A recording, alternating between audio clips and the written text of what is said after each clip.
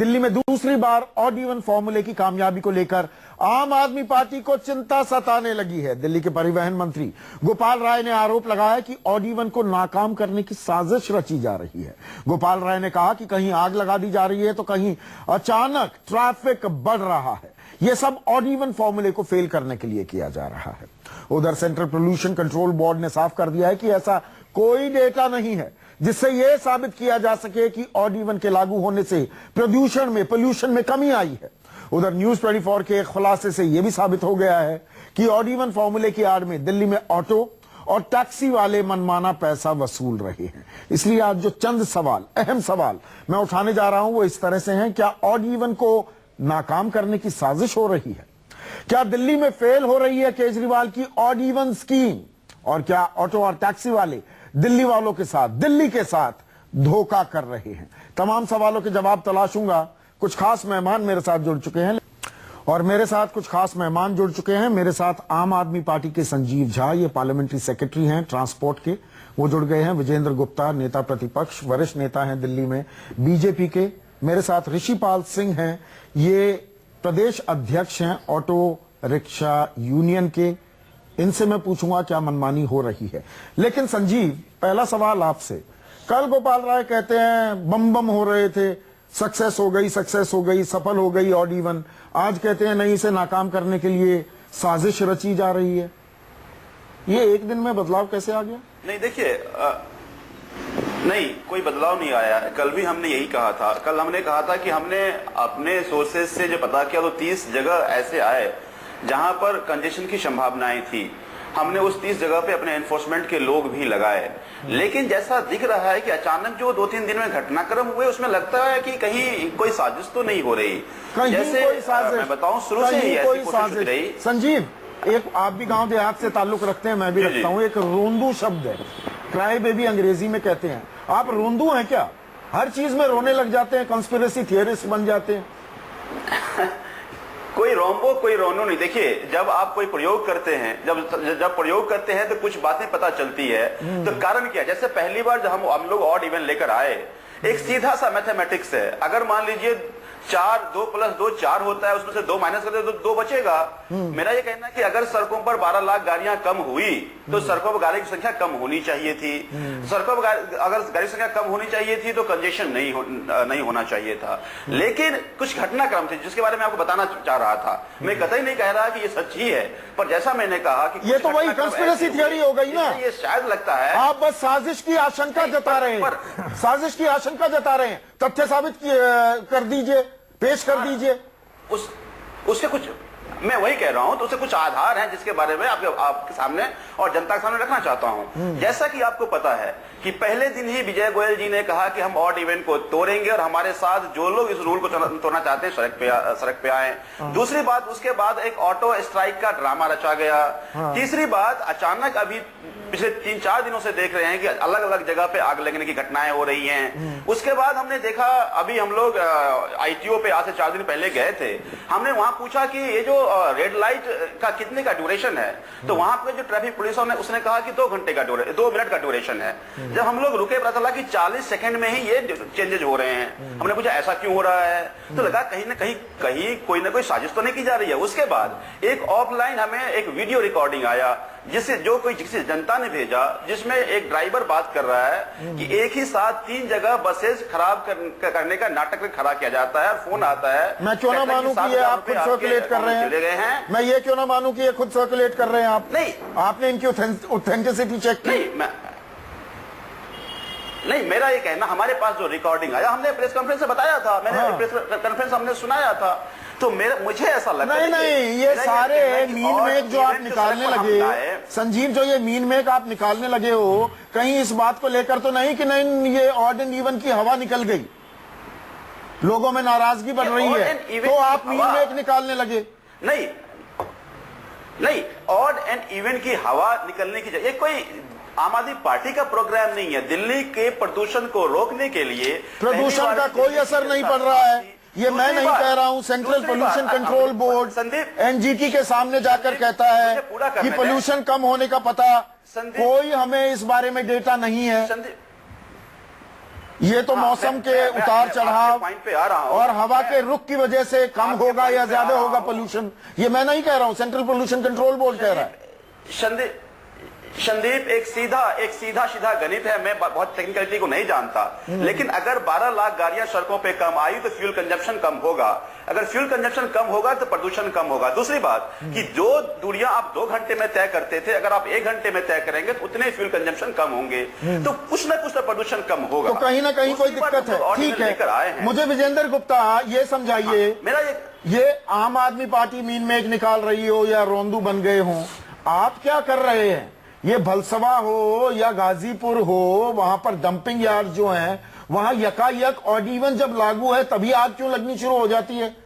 ये तो municipal corporations के अंडर ही आता है, तीनों की तीनों आपके कंट्रोल में है, बीजेपी के कब्जे में है। जानबूझकर आग तो नहीं लगवा रहे आप वहां पर।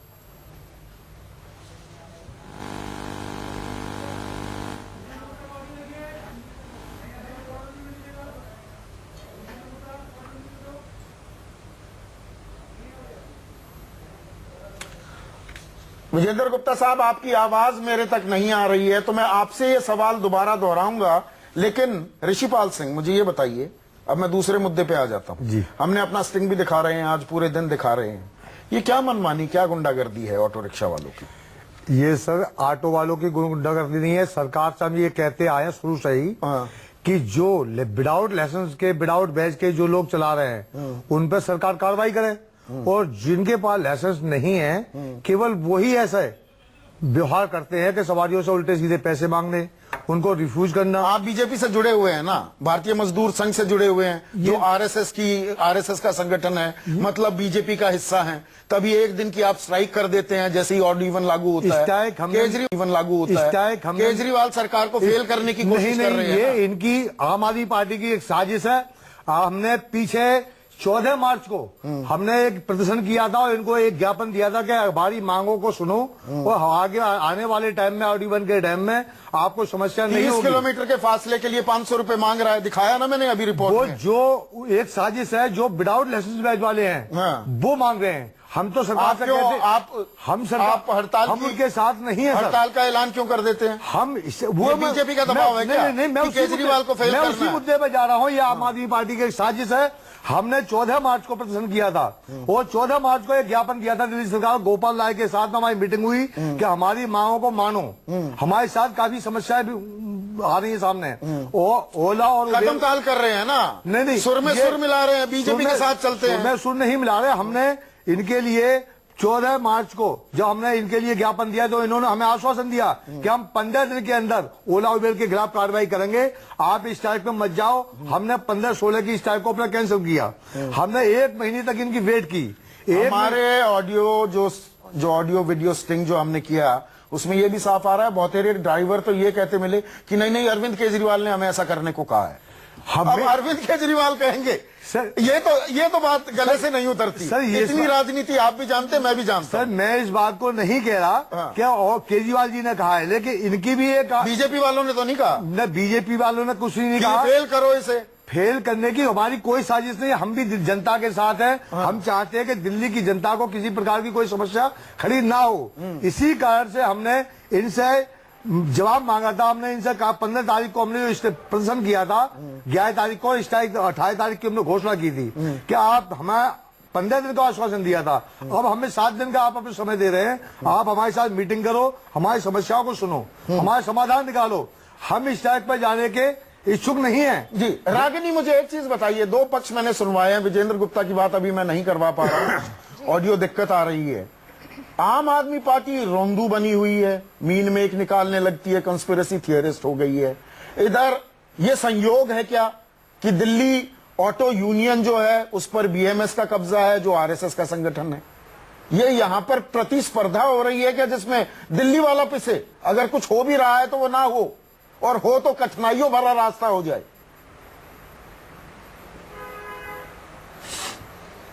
संदीप जी, बहुत ही आपने वाजिब सवाल पूछा है और मैं तो ये कहूंगी कि सबसे पहले शुरू करती हूँ ऑड इवन को लेकर।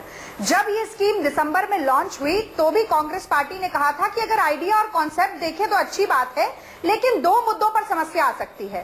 पहला तो ये कि आपकी लक्ष्य आपूर्ति होगी कि नहीं, यानी कि पहला प्राइम टारगेट है पोल्यूशन को कंट्रोल करना। वो जैसा कि आपने बताया कि सेंट्रल पोल्यूशन कंट्रोल बोर्ड ने एनजीटी के सामने कह दिया है कि ना तो PM10 ना तो PM 2.5 को कम करने में ऑड इवन स्कीम का कोई भी योगदान है। और दूसरा जो मुद्दा था वो था सफल क्रियान्वयन सड़कों पर।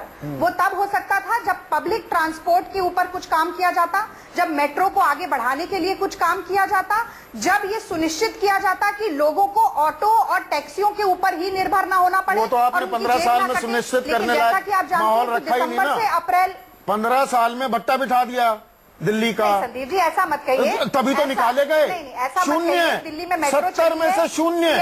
नहीं कहना पड़ेगा, कड़वी बात है ये, कड़वी गुट्टी पीनी पड़ेगी आपको। बीच में नहीं बोली। नहीं मैं तो बोलूंगा, मुझे पूरा, मेरा तो काम है बीच में बोलना। मैं बिल्कुल, मेरा काम है बीच में बोलना। नहीं मैं भी पूरा बोल लूं। हाँ। मैं बिल्कुल, मैं विनम्रता से स्वीकारती हूँ। हाँ।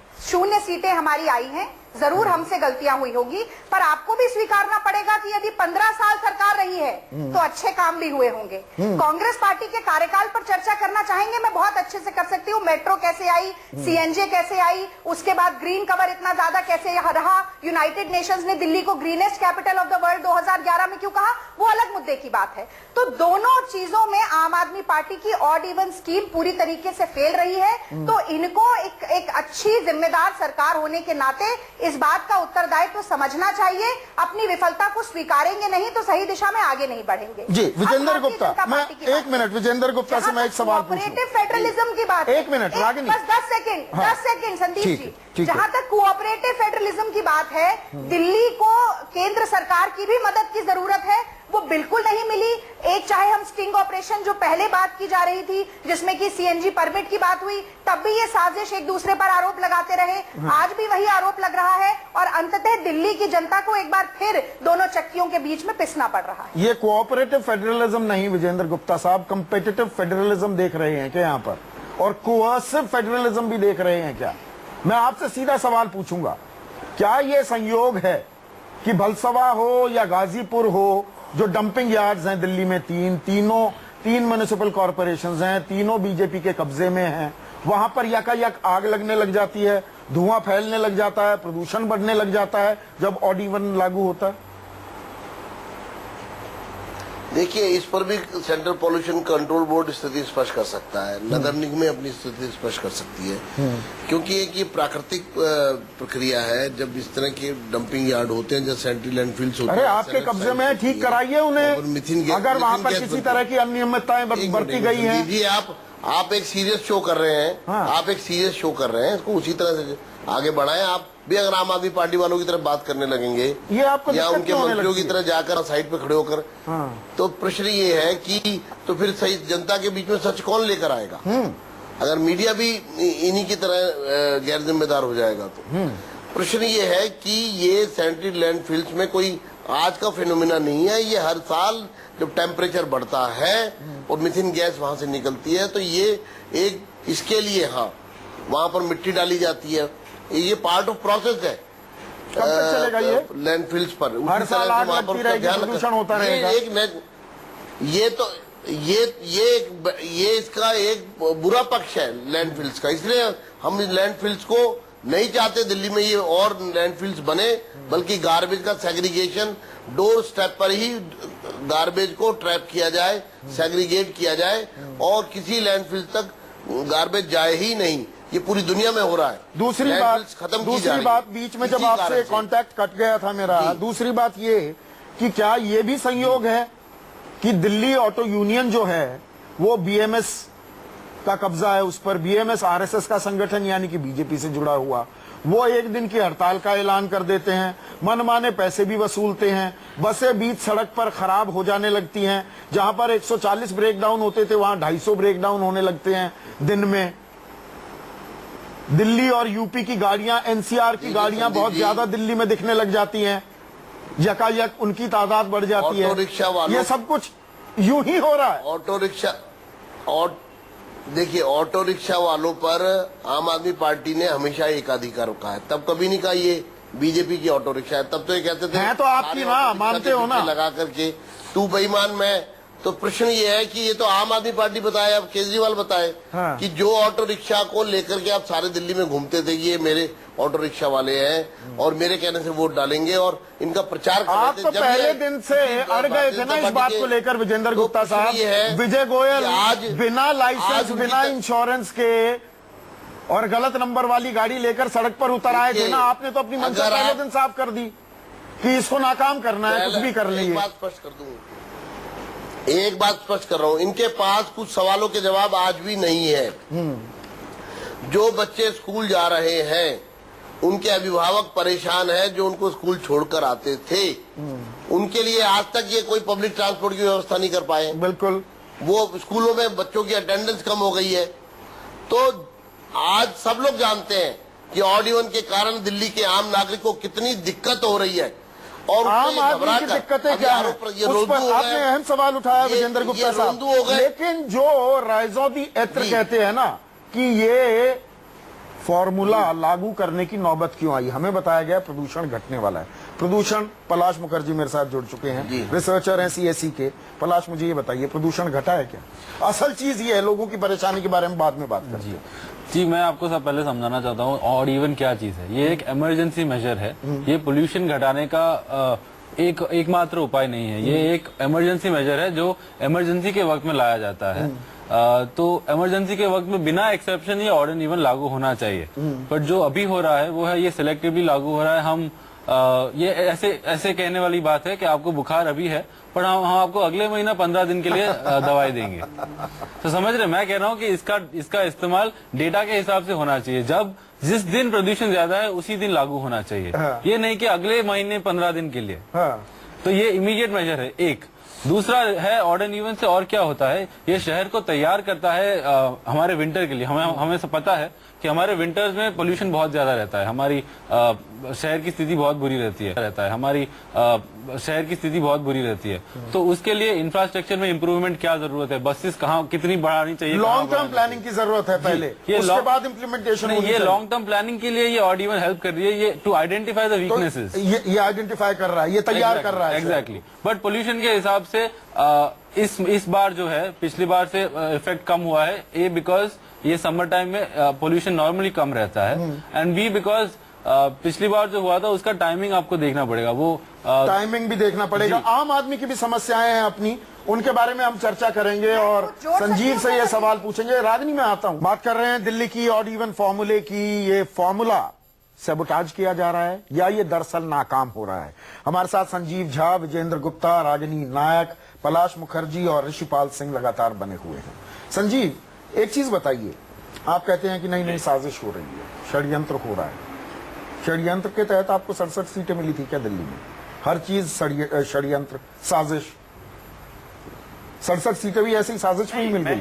मैं ये नहीं, देखिए ये ऑड इवन पिछले ऑड इवन की तुलना में, जब पहले ऑड इवन 1 जो था उसके कंपेयर में कुछ जगह पे कंजेशन बढ़ रही है, जाम बढ़ रहा है। इसके कारण क्या है? जब इस कारणों के तह में गए तो मुझे पता चला कि कुछ ऐसी चीजें हो रही है क्योंकि आपकी तैयारी पूरी नहीं थी। इसको आप ये क्यों नहीं मानते कि आधी अधूरी तैयारी के साथ आप उतर गए दोबारा ऑड इवन को लागू करने के लिए? आज की मेरी हेडलाइन आपने सुनी होगी और आप तो जानते हैं आम आदमी पार्टी में हैं कि अब आप app based premium service, premium bus service लाने की बात कर रहे हैं। ये तो पहले लाते ना 15 अप्रैल से, 22 अप्रैल को क्यों बातें हो रही हैं? संदीप, अब मुझे कंप्लीट करने दें। संदीप, जब हम लोग पहली बार ऑड इवन लेकर आए थे, जो उस समय में सड़क पे कंजेशन कम था। जब ऑड इवन 2 जब हमने उसको खत्म किया, लोगों ने कहा कि ऑड इवन दोबारा आना चाहिए। हमने वाइड सर्वे किया, फिर उसके बाद लगा कि लोगों की मांग पर दोबारा ऑड इवन हम लाते हैं। दोबारा हम ऑड इवन लेकर आए। मेरा ये कहना है कि तैयारियां कहाँ थी? आप मुझे बताइए, अब बस में भी ऐप बेस्ड सर्विस चलेगी तो ये 15 अप्रैल से पहले क्यों नहीं करते?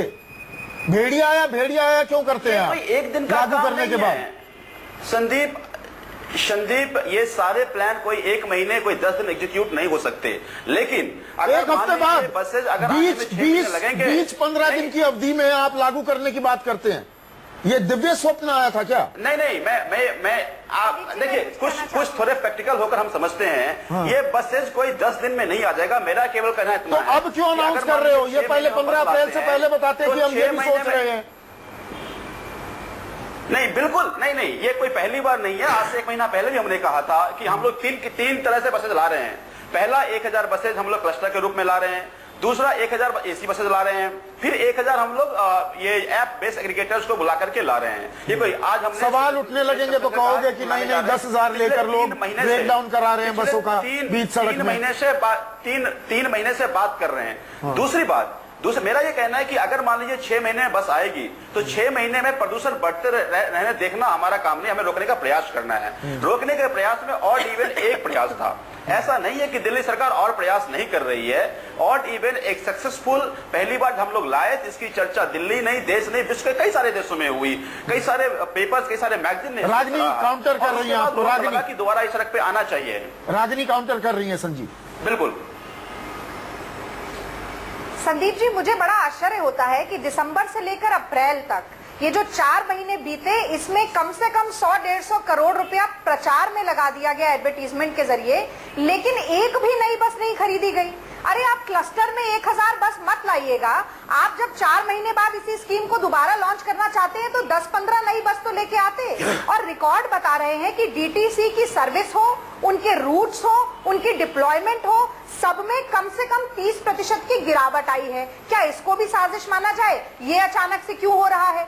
दूसरी बात मैं ये कहना चाहती हूँ कि बिल्कुल आपने सही कहा, आप लोगों की तैयारी नहीं थी। आप लोग ये नहीं समझते कि सर्दी के मौसम में जो व्यक्ति 4 किलोमीटर पैदल चल के भी जा सकता है, वो गर्मी के मौसम में नहीं जाएगा। वो गर्मी के मौसम में या तो पब्लिक ट्रांसपोर्ट ढूंढेगा या कुछ कोई और जुगाड़ करेगा या टैक्सी ऑटो पर निर्भर होगा। आप लोगों ने ये भी नहीं समझा कि पहले जब दिसंबर में स्कूल के बच्चों की छुट्टी थी तो वो डीटीसी बसों का आपने इस्तेमाल कर लिया, लेकिन आज जब एक माँ अपने बच्चे को छोड़ने जाती है तो वापस जाते हुए उसका चालान कट जाता है। फिर भी आप इस फॉर्मूले का समर्थन करती हैं? जाते हुए उसका चालान फिर भी आप समर्थन तो करती है ना फॉर्मूले का, इस पहल का, इस पहल का समर्थन तो करती है ना रागिनी? मैंने तो शुरुआत में ये कहा था, मैंने शुरुआत में ये कहा था कि इसका क्रियान्वयन ठीक तरीके से होना बहुत जरूरी है। क्या आपने गाड़ियों को नेक्स्ट यूरो लेवल तक ले जाने की बिल्कुल ठीक बात है, कार्यान्वयन जरूरी है।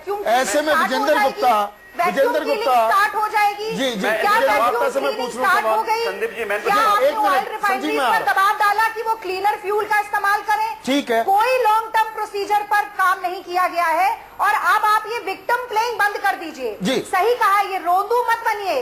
अंगूर खट्टे हैं मत करते रहिए। जी विजेंद्र गुप्ता, ठीक है रागिनी विजेंद्र गुप्ता जी, पर मुझे एक चीज बताइए, जब भी एक कोई नई पहल लीक से हटकर कोई कदम उठाया जाता है उसमें वक्त तो लगता है ना। आप सबसे तजुर्बेकार हैं इस पैनल पर, ये बात तो आप मानेंगे ना।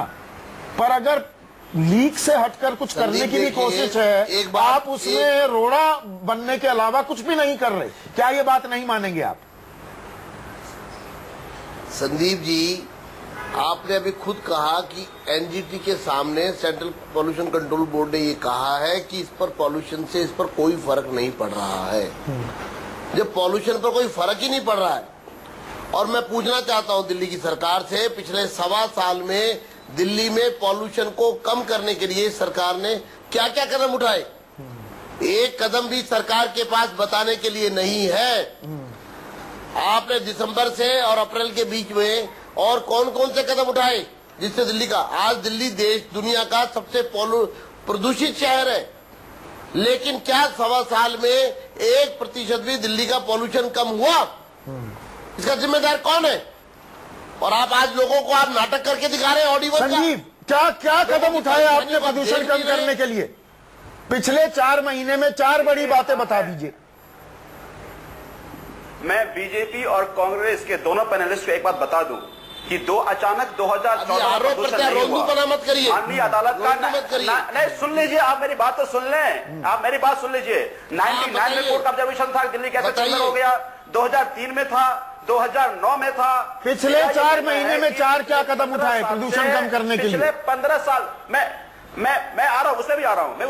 मेरा केवल इतना कहना है सवाल कि का आपने जवाब सवाल नहीं क्या होता क्या है, उसकी भी संजीव बता जी। दीजिएगा। और मैं एक बार आता हूँ, हमने ये कहा, आप सुन तो लीजिए रागनी जी, रागनी बोलने दीजिए। रागनी जी आप मेरी बात सुन लीजिए। रागनी एक मिनट रुकिए तो, दो तरह के रागनी दूसरे को भी बोलने दीजिए जी। सुनाइए। दो तरह के पॉल्यूशन है, व्हीकल पॉल्यूशन जिसमें PM 2.5 ज्यादा होता है, डस्ट पॉल्यूशन में PM 2.5 होता है।